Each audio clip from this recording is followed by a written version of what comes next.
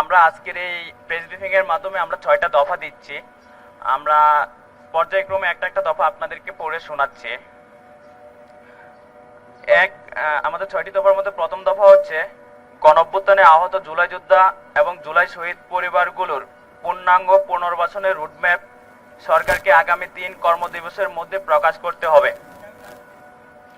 2, অন্তর্বর্তী সরকারের দেওয়া প্রতিশ্রুতি অনুযায়ী মার্চ মাস থেকে জুলাই যোদ্ধা এবং জুলাই শহীদ পরিবারকে ভাতা দেওয়ার কথা থাকলেও তা বিভিন্ন তালবাহানা করে এখনো চালু করা হয়নি। অর্থাৎ আগামী জুন মাস থেকে এই ভাতা প্রদান করার জন্য পূর্ণাঙ্গ ব্যবস্থা এই মাসের মধ্যে শেষ করতে হবে। 3,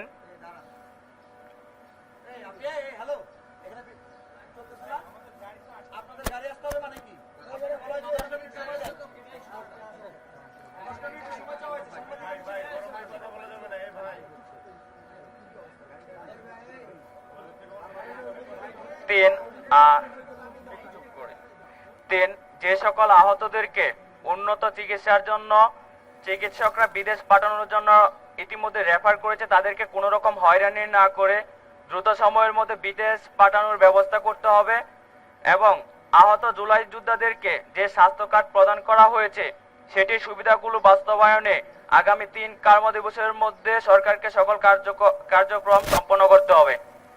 4, জুলাই শহীদ স্মৃতি ফাউন্ডেশনকে আহত শহীদ পরিবারের সদস্য এবং গণঅভ্যুত্থানের প্রধান স্টেক হোল্ডারদের সমন্বয়ে পরিচালনা করতে হবে। ফাউন্ডেশনকে কোনো একক গোষ্ঠীর হাতে তুলে দেওয়া যাবে না। 5, যে সকল আওয়ামী দূষর আমাদের রক্তের বিনিময়ে গঠিত সরকারে এখনো বহাল তবিয়তে বসে আছে তাদেরকে আগামী 3 দিনের মধ্যে বাধ্যতামূলক অবসরে পাঠাতে হবে। উল্লেখ্য, কৃষি সচিব এমদাদুল্লাহ, অর্থ সচিব নাজমা মুবারক, পানি সম্পদ মন্ত্রণালয়ের সচিব নাজমুল আহসান সহ সকল আওয়ামী দূষরদেরকে খুঁজে বের করে বাধ্যতামূলক অবসরে পাঠাতে হবে এবং এদের সকলকে আইনের আওতায় আনতে হবে। 6, জুলাই যোদ্ধাদেরকে নিরাপত্তা, মর্যাদা ও রাষ্ট্রীয় স্বীকৃতি নিশ্চিত করতে প্রণীত জুলাই যোদ্ধা সুরক্ষা আইন অবিলম্বে কার্যকর করতে হবে। আমরা যে জিনিসগুলো আজকে 6টা দফা দিয়েছি আমরা পর্যায়ক্রমে একটা একটা বিশ্লেষণ করছি আমরা এগুলো কেন আপনাদের সম্মুখে সরকারের কাছে দাবি জানাচ্ছি। আমাদের প্রথম দফাটা ছিল হচ্ছে গণঅভ্যুত্থানে আহত জুলাই যোদ্ধা এবং জুলাই শহীদ পরিবারগুলোর পূর্ণাঙ্গ পুনর্বাসনের রুটম্যাপ সরকারকে 3 কার্যদিবসের মধ্যে দিতে হবে। আমরা লক্ষ্য করলাম জুলাই আগস্টে যে আমাদের গণঅভ্যুত্থান হয়েছে সেখানে আমাদের সবচেয়ে বেশি ভূমিকা রাখা শহীদ পরিবার, তারপর হচ্ছে আমাদের এই আহত যোদ্ধারা যারা এখনো হসপিটালে আছে এবং যারা এখনো মুমূর্ষু অবস্থায় বাসায় পড়ে আছে। গত 9 মাস হয়ে গেল এখন পর্যন্ত পূর্ণাঙ্গ রুটম্যাপ তাদেরকে পরবর্তী জীবনটা কিভাবে তারা পার করবে সেটির কোনো ধরনের রুটম্যাপ তারা প্রকাশ করেনি। আগামী 3 কর্মদিবসের মধ্যে কাকে কিভাবে পুনর্বাসন করবে তার পূর্ণাঙ্গ রূপরেখা 3 কর্মদিবসের মধ্যে সরকারকে প্রকাশ করতে হবে।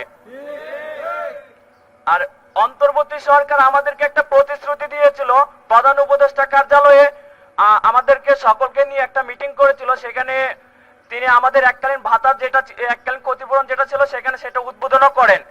সেখানে তিনি আমাদেরকে প্রতিশ্রুতি দেন। সেখানে উপদেষ্টা নাহিদ ইসলাম ছিলেন, মুক্তিযুদ্ধ উপদেষ্টা ফারুক আজম স্যার ছিলেন, chief adviser doctor Yunus sir উনিও ছিলেন।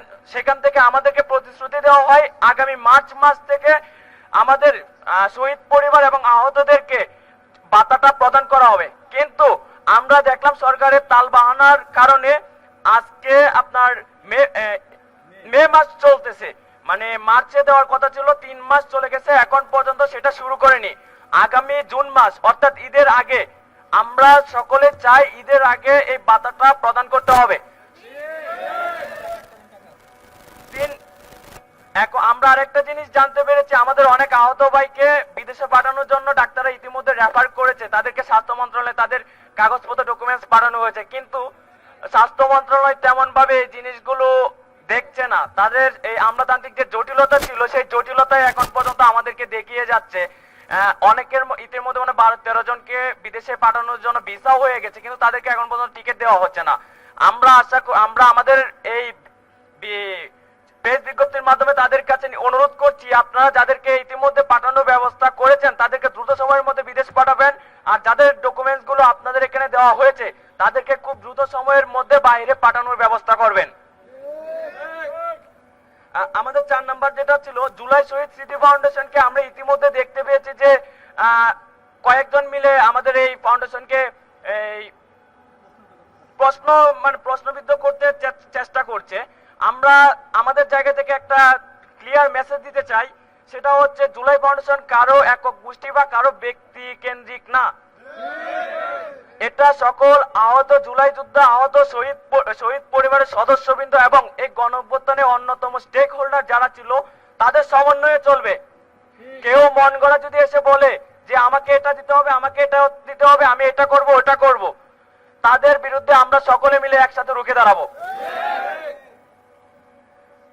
5 নাম্বার হচ্ছে, আমরা ইতিমধ্যে জানতে পেরেছি যে এখন পর্যন্ত আমরা আমাদের রক্তের উপর গঠিত এই অন্তর্বর্তী সরকার কিছু আগে যে 2018 সালের নির্বাচন, 14 নির্বাচন, ওই সময়ের যে ডিসি গুলো ছিল তাদেরকে হয়তো ওএসডি করে পদত্যাগ করছে, কিন্তু মেইন যে স্পটটা সচিবালয়ে যে আমলাগুলো আছে, সচিব, বিভিন্ন মন্ত্রণালয়ের প্রধান যে সচিব, সেই সচিবগুলো এখন পর্যন্ত শেখ কুনি হাসিনার একবারে ঘনিষ্ঠজন।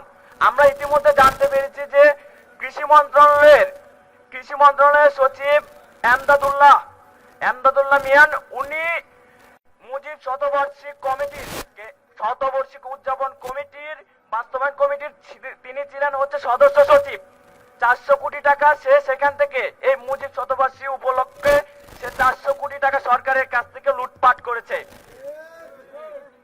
এছাড়াও আমরা আরেকটা জিনিস জানতে পেরেছি যে সে 4000 কোটি টাকার একটা প্রকল্পের সাথে জড়িত, যেটা অন্যায়ভাবে সে সরকারের কাছ থেকে হাতিয়ে নিয়েছে। তারপর আমরা আরেকজনের নাম আমরা জানতে পেরেছি, তার কিছু ডকুমেন্টস আমরা পেয়েছি। অর্থ সচিব নাজমা মোবারক, উনি হাসিনার সরাসরি একবারে ঘনিষ্ঠজন এবং উনি দালাল, আমাদের এই আন্দোলনের বিপক্ষে ছিল। এই বিপক্ষে থাকার পরও যদি এই ব্যক্তিগুলো এখন পর্যন্ত এই সচিবের মতন একটা চেয়ার হোল্ড করে, তাহলে আমাদের এই বিপ্লবকে তারা নস্যাৎ করার জন্য যে চেষ্টা করবে না বা পায়চারা করবে না, তার কি গ্যারান্টি কে দিবে? আর আরেকটা জিনিস আমরা ক্লিয়ার করতে চাই, বিভিন্ন জায়গায় আমরা দেখতে পাচ্ছি যে আমাদের জুলাই যোদ্ধাদের এবং জুলাই শহীদ পরিবারদের উপর হামলা করছে বিভিন্ন রাজনৈতিক দল, সেই সাথে তাদের সাথে আবার যোগ দিচ্ছে আওয়ামী দূষরগুলো।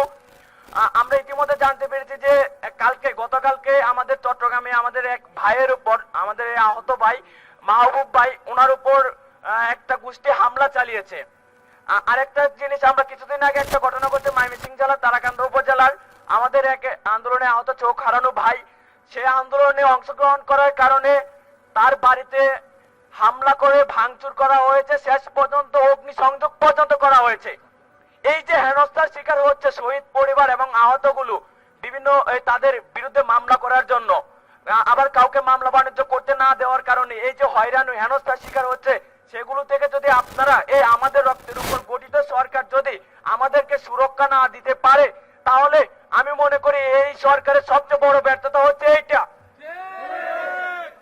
আমাদের রক্তের উপর দাঁড়িয়ে যদি আমাদেরকে সুরক্ষা না দিতে হয়, আমরাই যদি এখন এই স্নিগ্ধ বাতাসে যদি আমরাই হাওয়ার নীতি না নিতে পারি, আমাদেরকে যদি কষ্ট করে জীবন যাপন করতে হয়, তাহলে এই জীবন রাখা থেকে না রাখা মনে হয় সবচেয়ে বেশি ভালো। সরকারের কাছে বিনীতভাবে অনুরোধ করছি, আমরা যে দাবিগুলো আজকে জানিয়েছি, সেই দাবিগুলো যদি যে সময় আমরা বেঁধে দিয়েছি তার মধ্যে তিনি বাস্তবায়ন না করেন, তাহলে আমরা আগের মতন রাস্তা ব্লক করব না, আমরা মানুষকে ভোগান্তি সৃষ্টি করব না, আমরা ডিরেক্টলি মিনিস্ট্রি সচিবালয়কে আমরা বন্ধ করে দেওয়ার মতো প্ল্যান করব, যদি কোনো রকম পায়তারা করে। এখন একটু আমাদের মধ্যে কথা বলবে সোহান ভাই, আমাদের জুলাই যোদ্ধা।